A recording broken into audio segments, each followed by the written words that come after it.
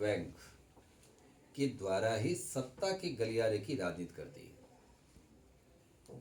और यह vote bank party का अपना एक जनाधार बनाता है। कोई भी पार्टी अपने अस्तित्व में टिका रहता है द वोट बैंक के बदौलत। किसको कौन कौन वोट दे रहा है।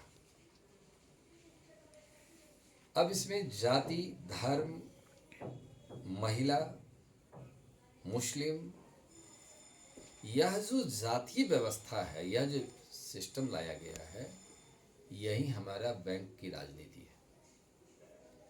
किसके पासे में कौन समर्थन करेगा अस्थायी रूप से, वह दीर्घकाल तक वह अस्थायी व्यवस्था को रखेगा, वही वोट बैंक है। जैसे हर पार्टी का अपना अपना बैंक रहा, तो उसके जो प्रत्याशी होते हैं उस पार्टी के आलाकमान उस जाति के लोगों की संख्या ज़्यादा मात्रा में टिकट देते हैं। ये संरक्षण हो गया, उस जाति की व्यवस्था भी करती है। तो बिहार के भीतर जो राजनीति है पूरे हिंदुस्तान के राजनीति से अलग है। यहाँ के राजनीति को समझना एक चुनौती देने के बराबर है। केंद्र में रह करके कोई आदमी बिहार की राजनीति करने का प्रयास करेगा वह कभी सफल नहीं हो सकता। जब 1990 से लेकर के 2005 तक आरजेडी सत्ता में बना रहा, तो लालू प्रसाद यादव आज आरजेडी सुप्रीमो ने जिस तरीका से बिहार के राजनीति की नब्ज पकड़ा, दिल्ली के राजनीति के बड़े बड़े नेता जब चुनाव प्रचार करने के लिए आते थे तो उनको जनता ने सभा में भाग तो लेती थी लेकिन वोट नहीं दिया, और 15 वर्ष तक आरजेडी सत्ता में काबिज रहा। कहता है कि हीरे को हीरे काटता है, लोहा को लोहे काटता है। अब बिहार की राजनीति में उस आरजेडी को सत्ता से बाहर करने के लिए आपको उसी प्रकार से वोट बैंक की राजनीति करना पड़ेगा। आरजेडी अपनी वोट बैंक में सभी वर्गों को शामिल करने में सफल हुआ था, इसीलिए उस समय में राजनीति उनकी ठोस राजनीति थी।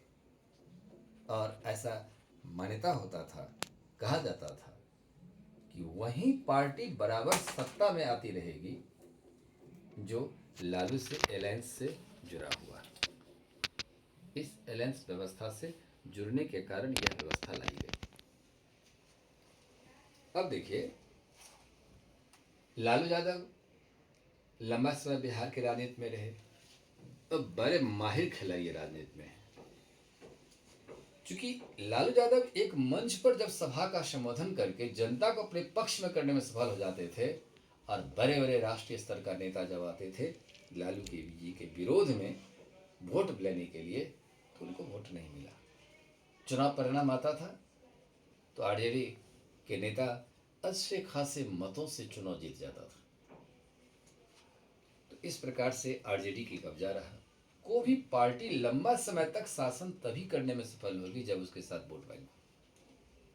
कारण बिहार में जब राजनीति में लालू यादव जी का प्रवेश हुआ था, जनता दल से ही आया था, जिसका चुनाव चिन्ह चक्र चुनाव चिन्ह था। उसके बाद शरद यादव जब उस पार्टी के अध्यक्ष निर्वाचित हो गए तो उन्हें लगा कि मैं तब इस पार्टी से अलग हो जाता है और उसी पार्टी से टूटकर, जनता दल से टूटकर आरजेडी का गठन होता है और उस आरजेडी का सुप्रीमो बन जाते हैं, और ये पार्टी सत्ता में भी आ गई। इसका चुनाव चिन्ह लालटेन छाप है। अब देखिए, बिहार की वोट बैंक में सबसे पहले दलित वोट बैंक। इस वोट बैंक पर बिहार के सभी राजनीतिक दल का नजर आ रहा है कि दलितों को हम समर्थन में ले आए। दलित की संख्या भी बिहार में है।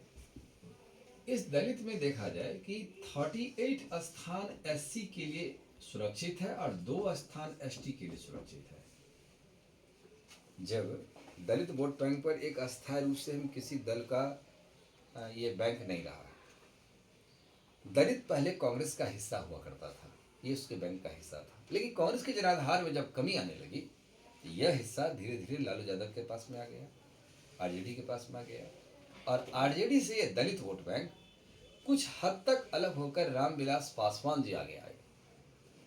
दलित का नेता वो उभर कर आए, लेकिन जब चुनाव मैदान में उभर कर आए 2005 में, तो 29 सीट रामविलास पासवान जी को मिला था। तो लगा कि बिहार में यह एक वोट बैंक, दलित वोट बैंक का पे इस सेंग लगाया। लेकिन जब नीतीश जी आए तो दलित वोट बैंक में दो पार्ट कर दिया, एक दलित एक महादलित। दलित में रविदास और पासवान जाति को शामिल कर लिया, शेष को महादलित में शामिल कर लिया कि तुम अब दलित के व्यवस्था के रूप में सत्ता में आने की राजनीति करते हो, तुम्हारी चाल नहीं चलेगी। इसलिए लोजपा और जदयू से थोड़ी बहुत दूरियां रही। इसका मूल कारण यहीं से राजनीति शुरुआत होती है। मुस्लिम वोट बैंक में राजनीतिक दल में जब मुस्लिम वोट बैंक बिहार में एक बहुत बड़ी बैंक के रूप में उभर कर आया, 16.5% मुस्लिम आबादी है, तो ये स्वाभाविक है, ये एक निर्णायक भूमिका में होती है। यह एक ऐसी मान्यता भी इन संवर्गों में है कि कौन एनडीए को हरा रहा है, बीजेपी को कौन हरा रहा है। मुस्लिम वोट बैंक पर पहले तो बीजेपी का कोई प्रभाव नहीं है, वो उससे दूर है। कांग्रेस के साथ पहले मुस्लिम शामिल था। भागलपुर दंगा जब हुआ तो कांग्रेस की सरकार थी, और भागलपुर दंगा के बाद मुस्लिम मुंह फेर लिया और आरजेडी का साथ हो गया। आरजेडी के पास में माई समीकरण आ गया, जिसमें यादव और मुस्लिम समर्थन से आ गया, तो उनका वोट बैंक पर आधार वृद्धि हो गया। दलित भी कुछ हद तक सपोर्ट किया था। सवर उनसे कुछ दूरियां बना के रखा, जिसको आज वो एबीसीडी पार्टी सबको शामिल करना चाहते हैं। तभी आपका एक वोट बैंक का आधार से एक नया डेमोक्रेसी के साथ एक बैंक का आधार बनेगा, जो वर्तमान में आरजेडी अपनी सूत्रपात का आधार बनाया। तो मुस्लिम वोट बैंक ने जब भागलपुर दंगा हुआ तो लगा कि इस दंगा में हम लोगों के साथ न्याय नहीं हुआ। मुस्लिम वोट बैंक पर शेंग लगाने का काम जदयू भी किया, और उस दंगे में जो प्रभावित व्यक्ति थे उसको पेंशन देने का काम किया, न्याय जरूर किया। तो मुस्लिमों में सकारात्मक सोच आया, और मुस्लिम भी जदयू के पक्ष में कुछ मात्रा में वोट किया। और गुड गवर्नेंस की धारा जब 2005 में आवाज़ उठाया तो इसके आवाज़ बहुत दूर तक प्रभाव पड़ा, और भाजपा से एनडीए गठबंधन से जुड़ करके जदयू ने यहाँ पर एक नया रास्ते से जदयू और एनडीए गठबंधन मिल करके आरजेडी को तोड़ने में सफल हो जाता है। देखिए, मुस्लिम वोट बैंक के आंकड़े को देखिए आप, जिसको 2000 से 2020 तक के चुनाव के आंकड़े में देखे जा रहे हैं। आरजेडी एक समय 2000 में 16 स्थान प्राप्त किया था, ग्राफ घटा 2005 में 11 पर आ गया, फिर ये आगे बढ़ा है 13 में आ गया, फिर ग्राफ घटा 8। अर्थात कहीं न कहीं मुस्लिम वोट बैंक आज भी आरजेडी के साथ है। दूसरा देखिए, जदयू दो स्थान 4, 5, 0। इसका मतलब मुस्लिम वोट बैंक इस व्यवस्था पर जदयू के साथ नहीं है, लेकिन रुझान है। कांग्रेस जो आरजेडी के साथ जब जुड़ने का काम किया, 5, 3, 6, 4 अर्थात कांग्रेस के साथ है। एनसीपी सुन्नी 2005 में 2 स्थान, अब 1-2 स्थान कोई जीत लेता है, कैंडिडेट पर भी निर्भर करता है। माले 1-1-0-1। बसपा भी आया, लेकिन बसपा ने अपना भी एक स्थान प्राप्त करने में सफल हो जाता है। सपा का यहाँ पे आधार नहीं बना, बसपा का भी कोई आधार नहीं है। लेकिन 2020 के चुनाव में AIIMIM पार्टी जो 5 स्थान जीतने में यहाँ पर सफल हो जाता है। इस प्रकार 2020 के में जो चुनाव हुई, 18 मुस्लिम प्रत्याशी जीत करके आए। तो माई समीकरण में यादव और मुस्लिम यदि जुट जाए तो 55 सीट पर उस पार्टी का सीधे कब्जा हो जाएगा। एक बहुत बड़ा बैंक है ये। इस बैंक पर इसीलिए जदयू का भी नजर है। आरजेडी यही देखता है किसी भी सूरत में यह जो हमारा माई समीकरण है वो बिखरे रहे, इसे ज़्यादा को अधिक टिकट देना, मुस्लिम प्रत्याशियों को मैदान में उतारना, मुस्लिम हितों की बात करना, मुस्लिम तुष्टीकरण की नीति अपनाना, यह सब काम राजनीतिक सिक्का का आधार है। अब देखिए, महागठबंधन जब 2015 में बनकर चुनाव लड़ा जाता है, जिसमें से आरजेडी, जदयू और कांग्रेस मिलकर चुनाव लड़ता है, 178 स्थान पर जीत लेता है। 100 स्थान आरजेडी, 100 स्थान जदयू। जदयू ने अपनी भूमिका में ज्यादा सीट लाया था, लेकिन 100 स्थान ला करके यह मोदी के लहर को कमजोर करने का काम किया और कमजोर हुआ। बिहार में विधानसभा चुनाव में मोदी की लहर नहीं चली, जबकि लोकसभा में लहर चली। यहाँ पर बिहारी बनाम गुजराती की नारा दे दी गई, क्योंकि बिहार के राजनीति में एक भीष्म पितामह की भूमिका में जदयू है, और जदयू जिसके साथ होता है उसकी सत्ता का खेवनहार हो जाते हैं। इस बार तो मात्र 43 स्थान जीत करके वो एनडीए गठबंधन का नेता बन करके वो सत्ता में काबिज हो गए। तो महागठबंधन अभी भी है, लेकिन जदयू इसमें से हट गया। कांग्रेस अब ये देखना है कि 2025 की विधानसभा चुनाव होगी, इसमें आरजेडी किसको किसको अपना हिस्सेदार बनाती है, तो वक्त बताएगा। क्योंकि इधर का एक ठोस गठबंधन नहीं है, जितना एनडीए गठबंधन भी फिलहाल ठोस दिख रही है। 2015 में बीजेपी को भी हाशिए पर खड़ा कर दिया गया था। एनडीए गठबंधन 59 स्थान जीत दर्ज किया, इसमें से 53 स्थान बीजेपी को मिला था। तो बीजेपी को विश्वास है, अकेला चुनाव मैदान में हम यदि उभरते हैं तो हमारे पास उतनी वोट बैंक नहीं है जिससे हम सत्ता को काबिज कर सकते हैं। अब है जातिगत राजनीति जो आती है, तो जातिगत पे यह देखा जाता है कि जिस जाति की जितना व्यवस्था है वो मेरा बैंक है, उसको आखिर राजनीतिक मैदान में उभारा जाता है। जिसमें सवर्ण की राजनीति है, दलित की राजनीति है, फिर ओबीसी की राजनीति है, कोयरी कुर्मी के नेता स्विंगी नेता हैं वर्तमान के मुख्यमंत्री। एक वोट बैंक इन्होंने और बनाया जिसका नाम है महिला वोट बैंक। ये राजनीति की एक ऐसे शतरंज की चाल को बिठाए हैं नीतीश कुमार, जो इस चाल को बड़े बड़े राजनेता को समझ में नहीं आता। लेकिन बिहार की इस परिभाषा को केंद्र की सरकार ने भी आधार बनाया कि महिला बिहार में सबसे अधिक निर्णायक भूमिका में, वो छुपा हुआ रुस्तम है। वो चुपचाप वोट देती है, किसको देती है ना तो बोलती है।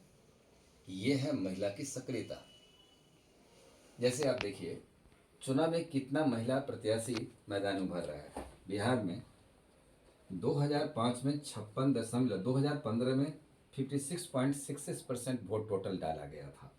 2020 में 57.05% वोट डाला गया, यानी 57.05%। जबकि इससे पूर्व के चुनाव में देखा जाए तो 56.66% था। रेशो तो बढ़ा लेकिन आंशिक बढ़ा। 2005 के चुनाव में महिला उतनी सक्रियता के साथ वोट नहीं डाली, क्योंकि बिहार के राजनीति में जो चीज़ महिला चाहती थी, महिला को हक नहीं मिल पा रहा था, तो राजनीतिक रूप से सक्षमता कम दिखाई। इस वोट में कुल वोटर में से 44.49% महिला परसेंट था वोट, जबकि पुरुष 47.03% था। यानी कहीं न कहीं सक्रियता में पुरुष की संख्या ज़्यादा था। लेकिन 2005 के बाद 2010 में देखिए कुल वोट में से, यानी 57.05 में से 54.85% जो है यह महिला ने वोट डाला। पुरुष का यहाँ पर अनुपात कम हो जाता है, यहाँ पर 50.77%। देखिए यहाँ से लीड कर रहा है महिला।